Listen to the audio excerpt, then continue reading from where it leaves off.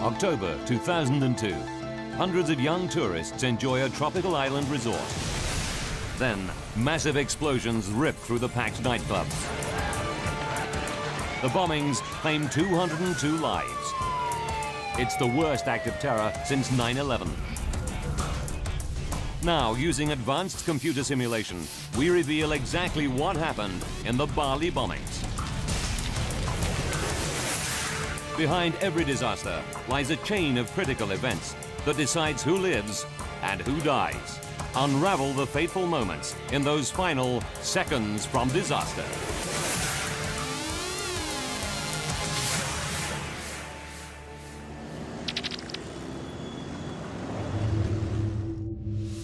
Southeast Asia, Indonesia, the island of Bali.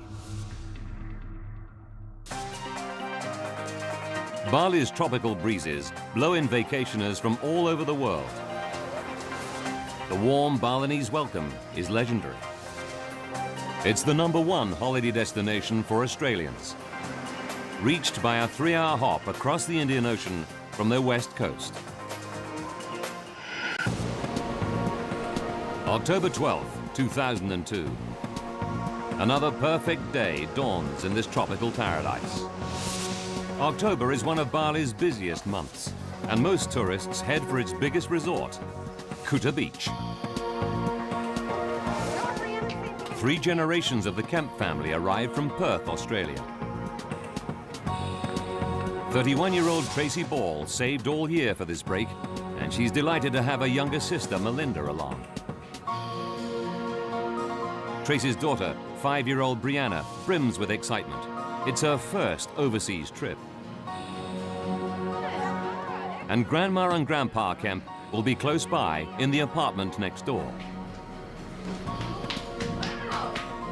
The family deserves this special vacation. 4 years ago, Tracy's husband, Peter, a police officer, was killed on duty. The tragedy left Tracy a little anxious about being away from home. It was always in the back of my mind that you just always have to be careful no matter what you do, wherever you go. And especially going to a different country, you don't know exactly, what's going to happen. Indonesia has the world's largest Muslim population, with 210 million followers. But on the island of Bali, Hindus outnumber Muslims by almost 20 to 1.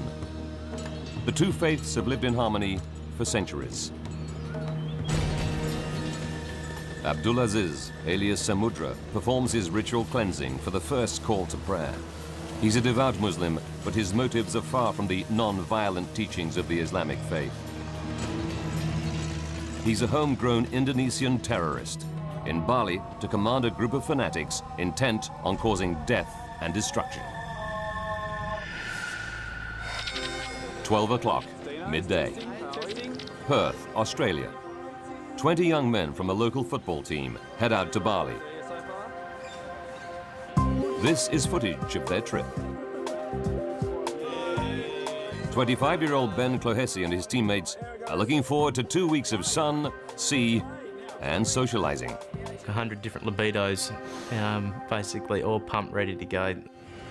As Ben and his friends arrive at Bali's international airport, at a rented house 11 kilometers away, terrorist mastermind Samudra calls a strategy meeting. The 5 men present are part of an Islamic terrorist network extending across Southeast Asia.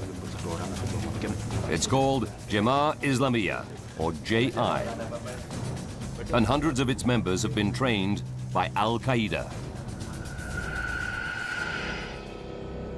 In 2001, Al-Qaeda moved several of its training camps from Afghanistan to secret locations across Indonesia. Their Academy of Terror produced a new generation of Indonesian recruits. They've been linked to a series of bombings and attacks in the region, killing dozens of people.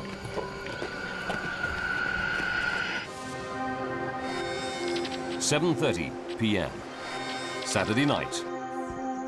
And sisters Tracy and Melinda are looking forward to an evening of fun. Their parents volunteer to look after Brianna. When Tracy's husband died, Melinda immediately moved in with her to help raise the little girl. The sisters are inseparable. We did become best friends, which was awesome. She became very much someone that I depended on nearly every day. As little Brianna sleeps, Samudra's terrorists prepare their deadly weapons. Tonight, they'll bring Al-Qaeda's global jihad to Western tourists in Bali. They plan a symbolic explosion outside the US consulate, northeast of Kuta Beach. But their main bombing targets are two popular night spots, Paddy's Bar and the Sari Club on Legian Street. They load a white Mitsubishi van with 1 ton of explosives. 9:30 p.m. As the sun goes down, Kuta Beach lights up with neon as the club scene comes to life. At the heart of the action is the resort's buzzing central strip, Legian Street. It's where sisters Melinda and Tracy are heading for their girls' night out. But it's the terrorists' destination too. 3 of them drive the explosive-packed van south towards Kuta Beach. Melinda and Tracy arrive at one of Legian Street's most popular hotspots, the Sari Club. It's already hopping. Nearly 350 young men and women, mostly Australians, cram inside. 10:52 p.m. The terrorists leave the northern suburbs and enter Kuta Beach Resort. They have to drive slowly. The van is weighed down with its deadly cargo. The Australian footballers roll up at the Sari Club. 25-year-old Ben Clohesi is ready for his first taste of Bali's nightlife. They park themselves at the bar and start drinking. 11:01 p.m. The terrorists' white van reaches Legian Street. The 3 men each have an assigned task. One of the men jumps on the back of a motorbike. His mission, to detonate the bomb outside the US consulate. Inside the Sari Club, Tracy and Melinda have had a great night, but Tracy is anxious to get back to daughter Brianna. I kept saying, we really need to get going, because I had said we wouldn't be out too late. Now, the explosive-packed van stops right outside the Sari Club. A second terrorist jumps out and heads for his target, Paddy's Bar. He makes his way inside through the crowd of Western tourists.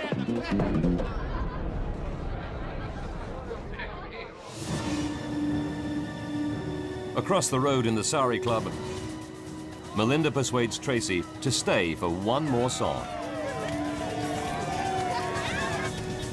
Outside, the van is creating a traffic jam along the one-way street, but the driver isn't going anywhere. Then, suddenly, a terrifying explosion rips through Legian Street. Inside the Sari Club, nobody is hurt. Some people even think the noise is some sort of celebration. I just thought it was a bit of fireworks. How happy we all were and excited that we were. You know, you never thought anything bad could happen. But sisters Tracy and Melinda are in an open-air part of the club. They can see a column of smoke rising from Paddy's Bar across the street. Dozens of people spill out of the club onto Legian Street to see what's going on. It brings them even closer to the explosive-filled van still parked in the street outside.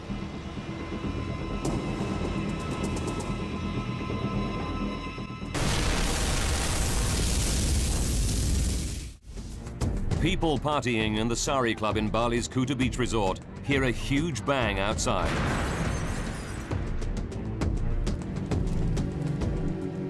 Many of them flock onto Legian Street to see what's happened.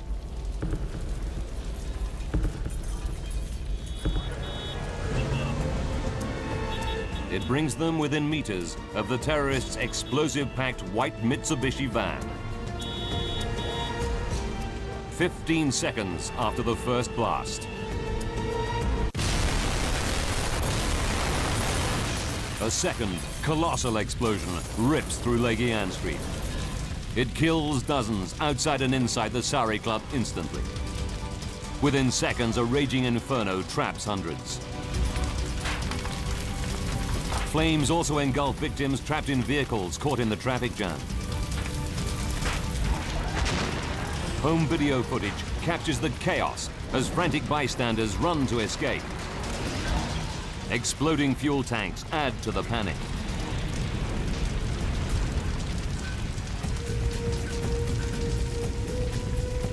Inside the club, the party atmosphere is transformed into a scene of carnage and devastation. Survivors desperately search for a way out of the flames and choking smoke.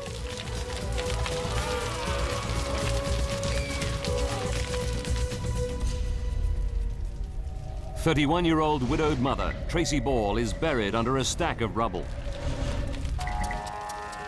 She feels people walking over her as they rush to escape the inferno. Desperately, Tracy digs herself out of the debris. But there's no sign of her younger sister, Melinda. She was nowhere to be seen, and there was just fire and screaming from all directions. So at the same time I'm screaming, I have to find you, I can't find you.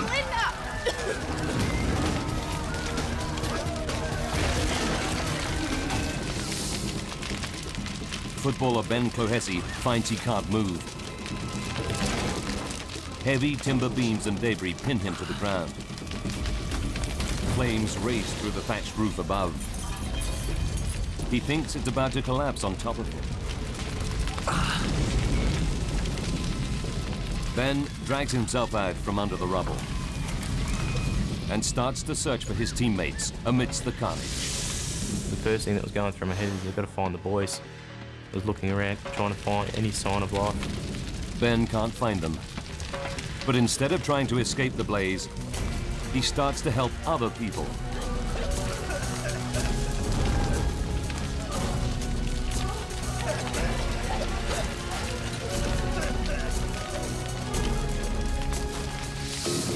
Outside, it looks like a war zone.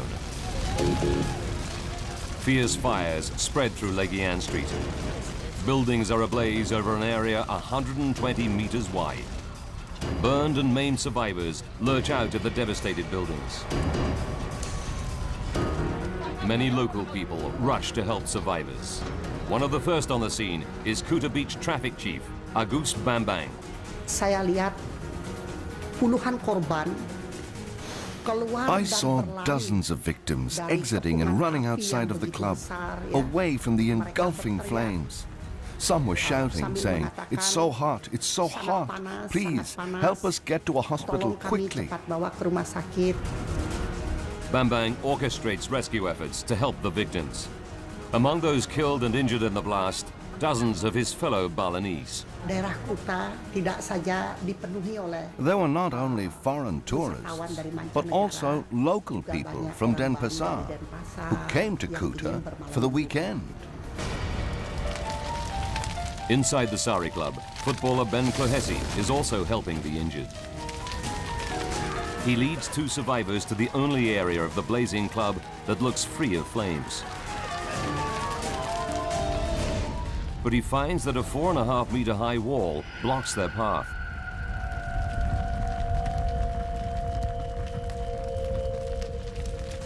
He summons all his strength and starts to heave people to safety. It's amazing what a human body can do in time of need.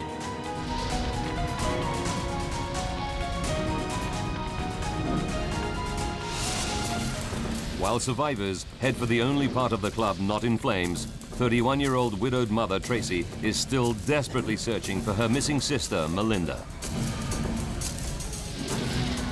As flames rain down from the burning roof, Tracy thinks of her 5-year-old daughter, Brianna, and realizes she must make a terrible choice.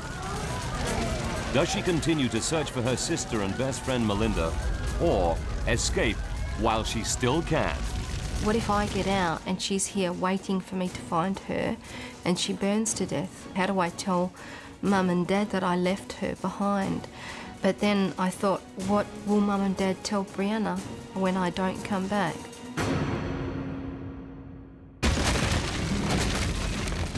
She makes her decision.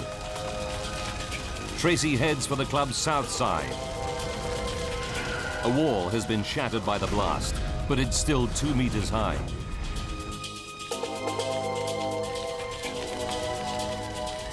Thinking fast, she finds a beam to use as a makeshift ladder and clambers to the top of the 2-meter-high wall.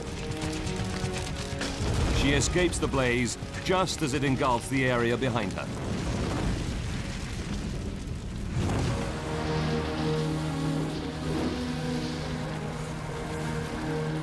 Tracy makes it as far as the curb outside the club.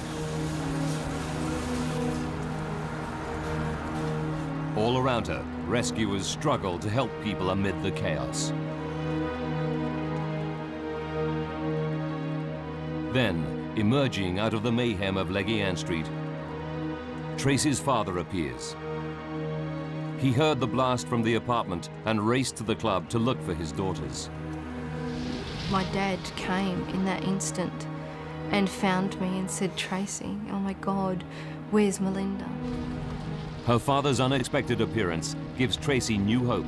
Perhaps he can find Melinda.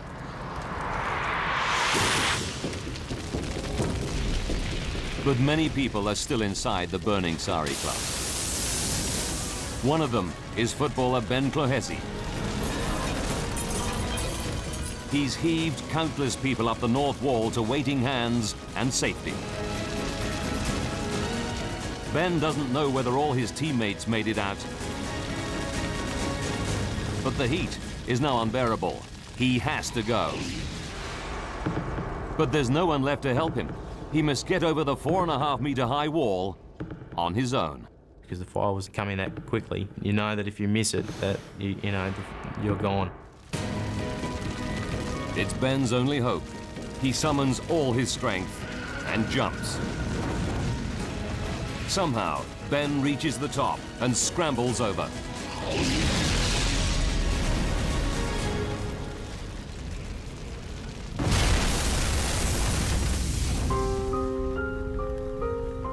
"31-year-old widowed mother Tracy waits for her father to return with word of Sister Melinda. After 5 minutes, her dad comes back. But it's bad news. I wasn't prepared for him to not come back with her.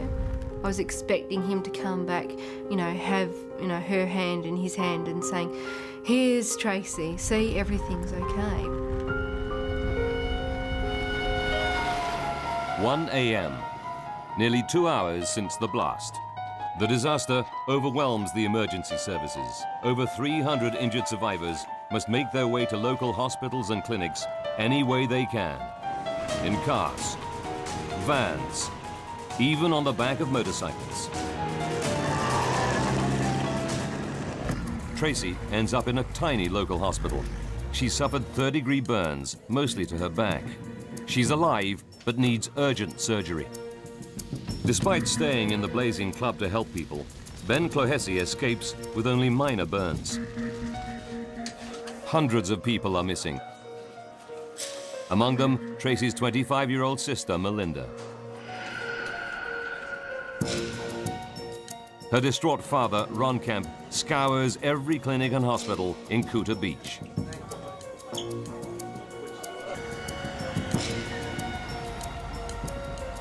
But he's losing hope.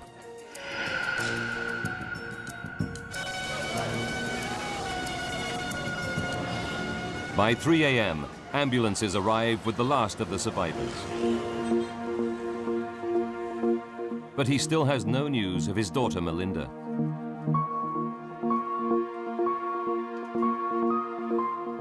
Many of those listed as missing are now confirmed dead.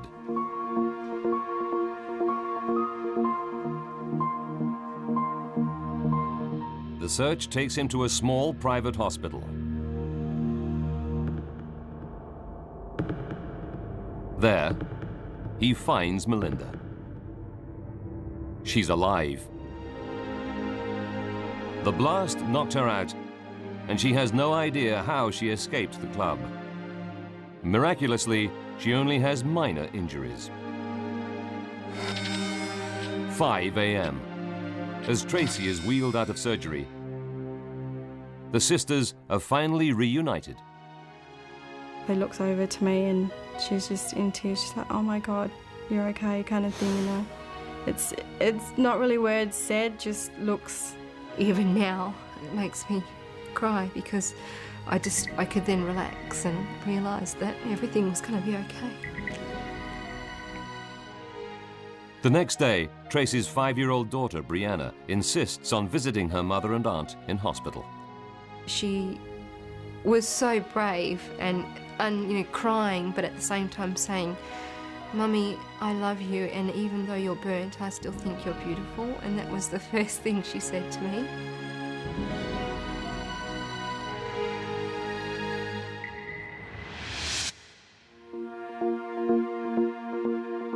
Over the next 3 days, Indonesian rescuers continue to pull bodies from the rubble.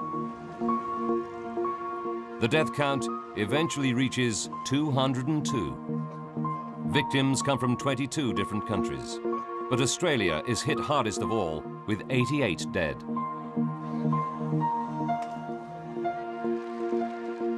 Three days later, Ben Clohessy and his surviving teammates return to Perth, Australia. Of the 20 young men who flew out, only 13 are going home alive. The remains of the other 7 will be returned to their families. News of the disaster shocks the world.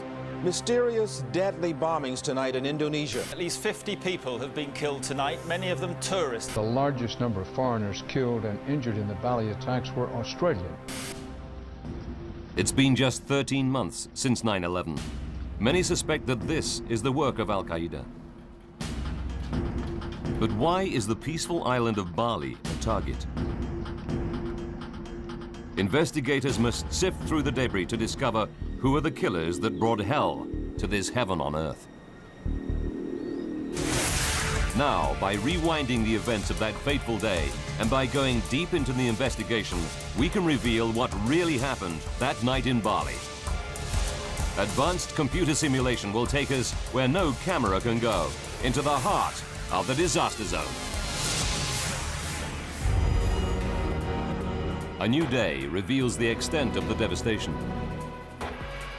The damage zone stretches across 28 hectares. The Indonesian National Police appoints General E08 Pastika as its chief investigator. But Pastika knows that he has neither the manpower nor the forensic experience to investigate a disaster on this scale. We understand and realize now that our technology is very far left behind. Pastika turns to the Australian Federal Police, or AFP, in Canberra for help. The force puts forward AFP veteran Graham Ashton as joint investigator. Within 24 hours, Ashton and his team of 140 experts head for Bali. Senior forensic chemist David Royds flies out with the team. Also on board the plane are several people desperate for news of their loved ones. You know, you're full of anticipation, you're nervous, you're excited, and you're with a team and you really feel fired up. And suddenly you realise that at the front of the plane there's 2 or 3 other people, and they were actually relatives going over to search for their children. It was a really emotional experience. As the Indonesian and Australian teams swing into action, they have no clues as to who caused the explosions. But detectives based at Bali's police HQ soon get their first lead. A report from the US consulate, 11 kilometers northeast of Legian Street. The consul claims he heard firecrackers going off less than a minute after the Leguian Street blast. But what the forensic team find in front of the building tells a more sinister story. A wrecked stretch of curb and the remains of a mobile phone. Both test positive for the high explosive TNT. The evidence suggests a small device remotely detonated by phone. Western consulates and embassies are a favored target of terrorists. Investigators believe that this has all the hallmarks of a deliberate terrorist attack. Its aim, not to kill, but to tell the world that the explosions in Bali's nightclubs are a new front in the terror war against the West. Eyewitness reports reveal that as well as the US consulate bomb, there were 2 explosions in Leguian Street. A smaller one inside a night spot called Paddy's Bar, and one outside the Sari Club.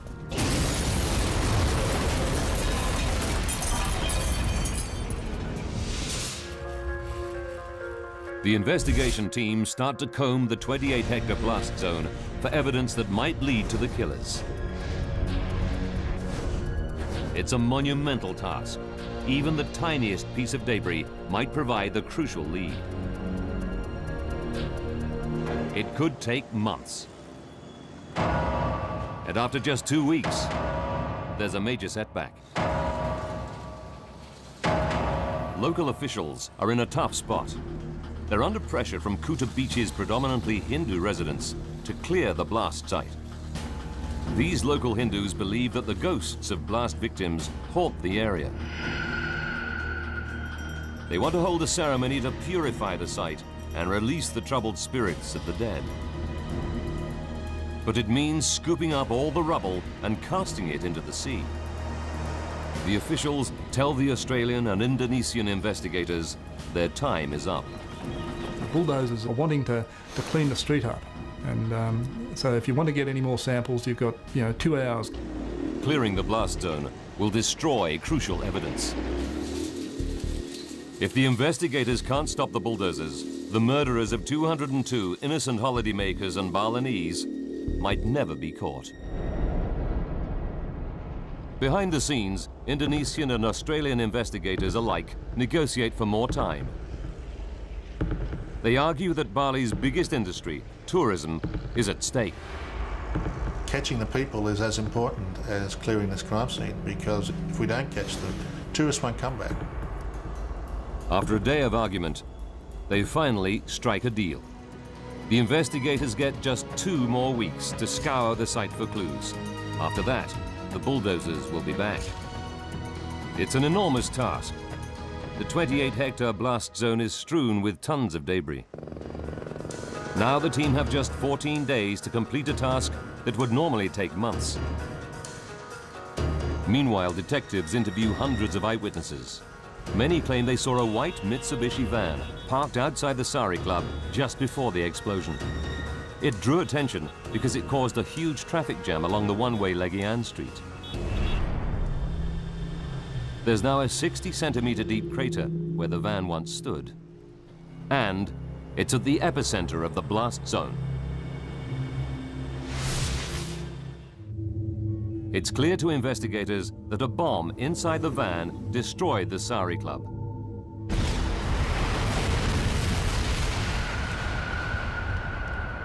But who owned the van? To find out, investigators need to locate the remains of the van itself. It won't be easy. The van would have been blown to bits in the blast. And the explosions destroyed 19 vehicles and 32 motorbikes on Leguian Street. Forensic experts must examine thousands of twisted remains, piece by piece.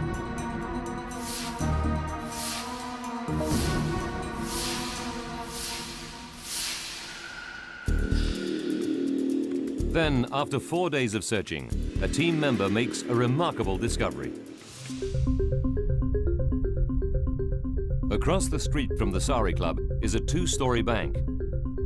On its roof, he finds a piece of chassis 1.5 meters long. By analyzing the impact damage, the experts can work out how far it was from the explosion. The tests prove the piece of chassis is from the white van. The scientists scour every centimeter of it and find something stamped into the metal. It could be the van's registration number, a crucial lead to its owner. But it's completely illegible. The terrorists filed down the number so that it couldn't be traced. The team's first big find ends in disappointment. We were thinking what would have been a great head start if they'd been stupid enough to leave the engine numbers on the chassis block. So we thought, oh well, they're not that stupid then. Oh well, back to the hard slog again. But the joint Indonesian and Australian team refuse to give up. They try a different tack. If they can discover what the bomb was made of, they may be able to trace people who bought large quantities of the relevant chemicals. They focus on the chemical fingerprints at the crime scene. But there's a problem. The explosions severed water mains, so that any chemical residue was washed away down gutters and drains. Then firemen doused the area with high-pressure hoses. Investigators can't find any trace of suspicious chemicals. Then one of the team has a bright idea. Where else can we look creatively to try and find these samples? So one of the guys really cleverly just looked up. The blast could have blown chemicals hundreds of meters from the scene, leaving traces way above ground level. It may be their only hope of a lead on the bomb's makeup. The team races to swab the leaves of trees, signposts, even telephone lines within 60 meters of the explosion. The forensic team painstakingly tests hundreds of samples. We were analysing as much as we could, as fast as we could, and we were getting negative results, negative results, negative results. The heat is on. In just 14 days, the bulldozers will clear the site into the ocean. The team tests over 2,000 samples. Then, finally, their persistence pays off. A leaf from a tree inside the zone supplies a crucial clue. It tests positive for potassium chlorate. It's a commercially available chemical found in industrial cleaning material. And it's a classic ingredient of a typical homemade terrorist bomb. The team now knows what caused the blast that demolished the Sari Club. The terrorists detonated a bomb made of homemade explosive packed into the rear of a Mitsubishi L300 van.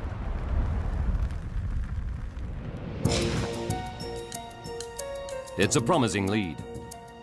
Detectives on the team start to track the purchase and delivery paths of large quantities of potassium chlorate. The hunt is on. Time is running out. At the blast zone, the forensic team need more evidence before the bulldozers return. And they've only scratched the surface. They must still find out what happened inside Paddy's Bar, where 20 people died. Eyewitnesses report a separate, smaller explosion here, seconds before the Sari Club blast. The forensic team works day and night to search through the mountain of debris in the ruined club.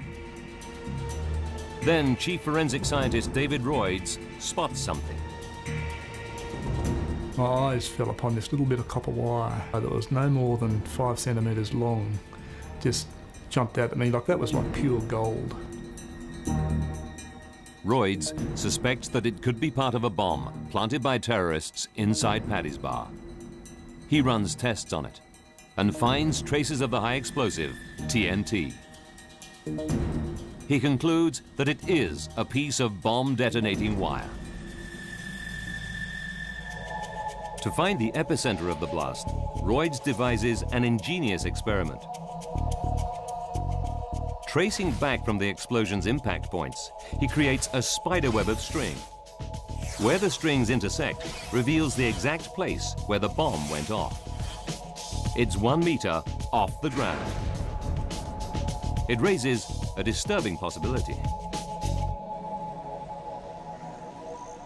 So at this stage, we started to think that this could well be a suicide bomber.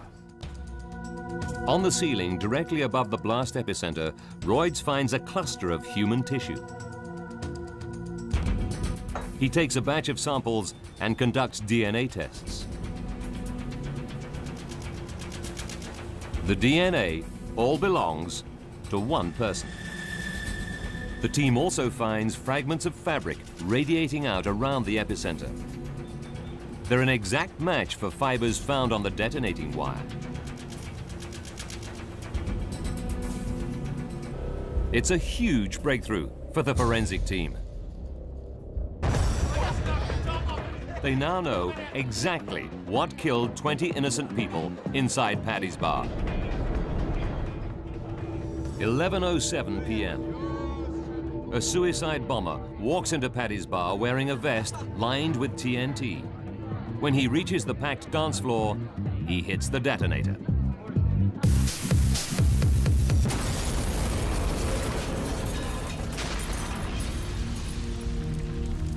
It's the first suicide bombing in Southeast Asia since the Vietnam War.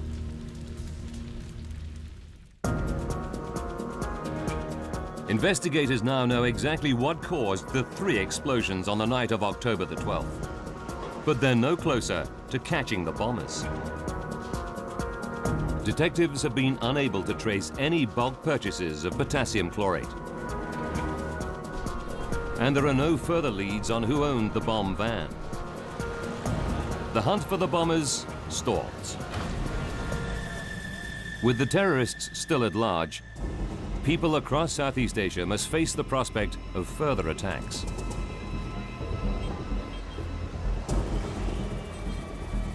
But Chief Indonesian Investigator General E08 Pastika refuses to admit defeat. 6 days before the investigators' deadline, Pastika orders his team to re-examine the 1.5-meter section of chassis from the exploded van. The terrorists covered their tracks by filing down the vehicle's registration number. But he hopes that perhaps some other clue was missed. Then Pastika, a devout Hindu, goes to a temple to pray for a breakthrough.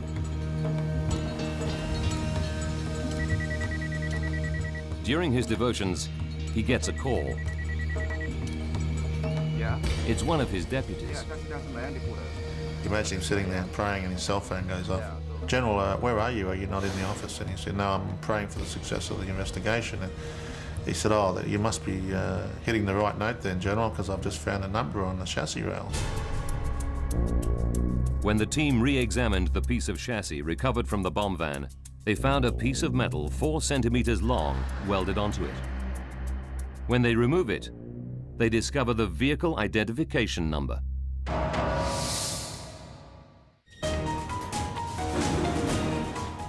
The terrorists picked the wrong country to buy their bomb vehicle. They filed off the 2 usual identifying numbers, but obviously didn't realize that commercial vehicles in Indonesia have a 3rd number stamped on the chassis. One of the van's previous owners welded a support strut to the chassis that covered it up. The terrorists didn't even know it was there. It's an astonishing breakthrough. Investigators search through vehicle records. They quickly track down all 7 previous owners of the van, including the last person to buy it.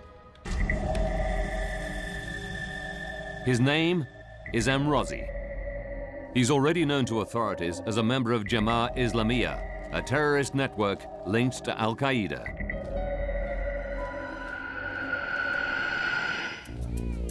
Amrozi is still at the address on the island of Java where the van is registered. On November 5th, 2002, Indonesian police arrest him.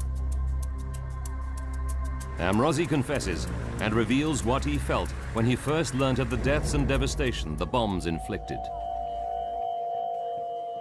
I was very happy. How can I describe it? It was like when I was still a bachelor trying for a girl and you finally get to meet her. It was that sort of excitement. But this was even better. Within weeks, police arrest several of Amrozi's accomplices. Among them, Samudra, the mastermind behind the plot.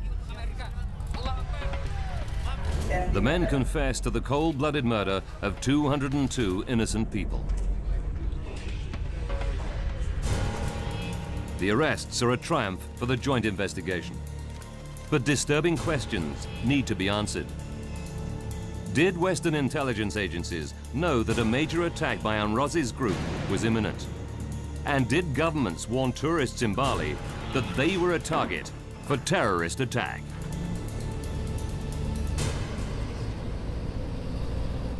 A joint Australian and Indonesian investigation leads to the arrest of several of the Bali bombers. 34 Jamal Islamiyah terrorists are tried and found guilty. 3 are sentenced to death. The rest receive prison sentences. Their confessions allow the investigation team to put together the missing pieces of the puzzle. It reveals what really happened on the night of the Bali bombings.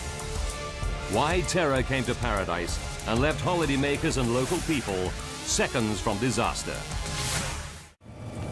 December 2001. A JI plot to bomb the US Embassy in Singapore is foiled by police. A month later, the group changes its strategy of targeting Western embassies. Now its followers will attack soft targets, bars and clubs frequented by Western tourists. 8 months on, in Bali, chief plotter Samudra scouts for targets on Legian Street. He chooses 2 of the most crowded tourist hangouts, the Sari Club and Paddy's Bar.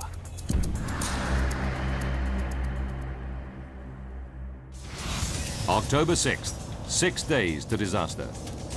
In the rented house in Denpasar, the JI terrorists start making the Sari Club bomb. They pack the suicide bomber vest with 1 kilogram of TNT and make the device intended for the US consulate.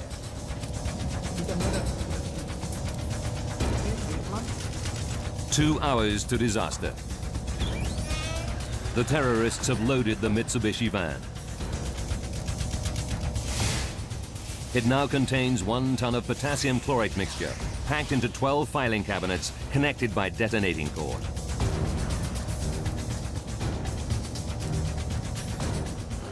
Three minutes to disaster. 30 meters from the Sari Club, Ali Imran gets out of the van. 1 minute to disaster.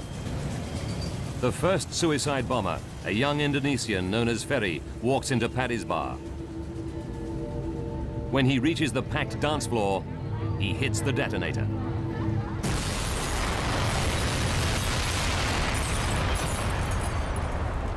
Just 15 seconds later, a second suicide bomber, 24-year-old Arneson, hits the switch on the van bomb.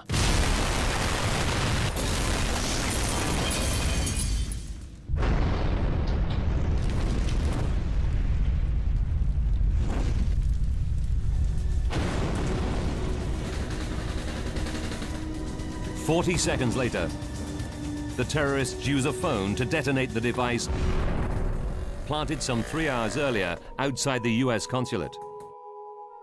It announces to the world that the Bali bombings are an attack on America and its allies.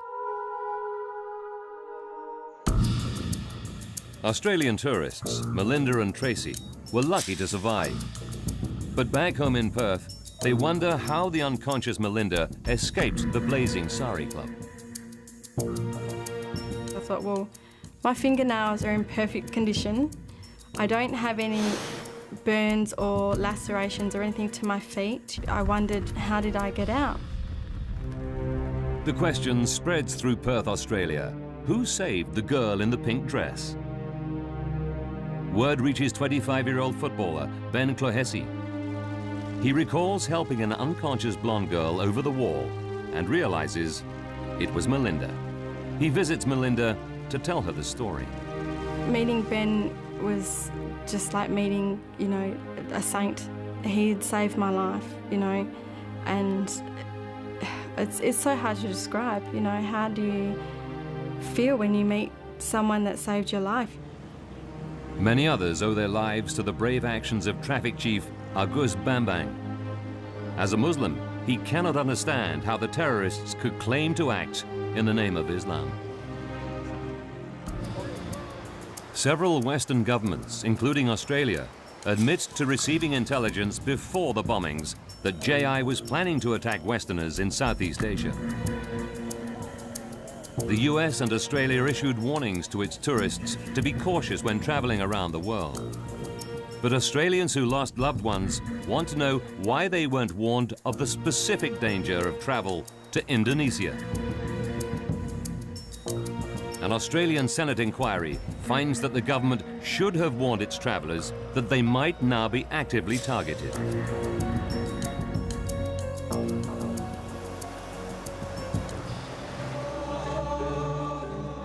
"30 days after the bombings, investigators keep their promise to hand over the crime scene to the Hindu community.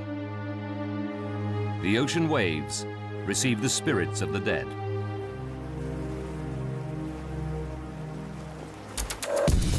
The investigation of the Bali bombings accelerated intelligence gathering on Jemaah Islamiyah by an estimated 3 years.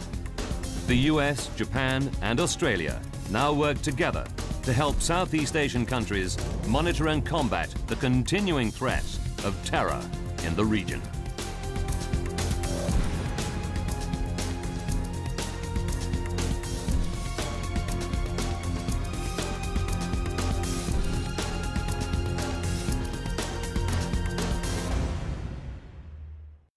October 2002. Hundreds of young tourists enjoy a tropical island resort. Then, massive explosions rip through the packed nightclubs. The bombings claim 202 lives. It's the worst act of terror since 9/11. Now, using advanced computer simulation, we reveal exactly what happened in the Bali bombings. Behind every disaster lies a chain of critical events that decides who lives and who dies. Unravel the fateful moments in those final seconds from disaster.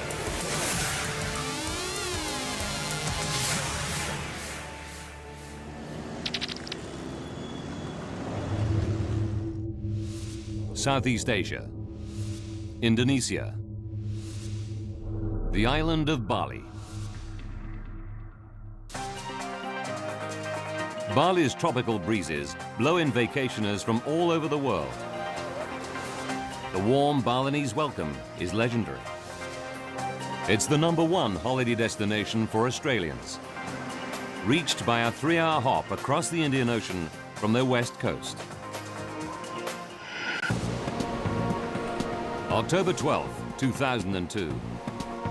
Another perfect day dawns in this tropical paradise. October is one of Bali's busiest months, and most tourists head for its biggest resort, Kuta Beach. 3 generations of the Kemp family arrived from Perth, Australia. 31-year-old Tracy Ball saved all year for this break, and she's delighted to have her younger sister, Melinda, along. Tracy's daughter, 5-year-old Brianna, brims with excitement. It's her first overseas trip. And Grandma and Grandpa Kemp will be close by in the apartment next door. The family deserves this special vacation. 4 years ago, Tracy's husband, Peter, a police officer, was killed on duty. The tragedy left Tracy a little anxious about being away from home. It was always in the back of my mind that you just always have to be careful no matter what you do, wherever you go. And especially going to a different country, you don't know exactly, what's going to happen. Indonesia has the world's largest Muslim population, with 210 million followers. But on the island of Bali, Hindus outnumber Muslims by almost 20 to 1. The two faiths have lived in harmony for centuries. Abdulaziz, alias Samudra, performs his ritual cleansing for the first call to prayer. He's a devout Muslim, but his motives are far from the non-violent teachings of the Islamic faith. He's a homegrown Indonesian terrorist, in Bali to command a group of fanatics intent on causing death and destruction. 12 o'clock, midday. Perth, Australia. 20 young men from a local football team head out to Bali. This is footage of their trip. 25-year-old Ben Clohesi and his teammates are looking forward to 2 weeks of sun, sea, and socializing. 100 different libidos, basically all pumped, ready to go. As Ben and his friends arrive at Bali's international airport, at a rented house 11 kilometers away, terrorist mastermind Samudra calls a strategy meeting. The 5 men present are part of an Islamic terrorist network extending across Southeast Asia. It's called Jemaah Islamiyah, or JI, and hundreds of its members have been trained by Al-Qaeda. In 2001, Al-Qaeda moved several of its training camps from Afghanistan to secret locations across Indonesia. Their Academy of Terror produced a new generation of Indonesian recruits. They've been linked to a series of bombings and attacks in the region, killing dozens of people.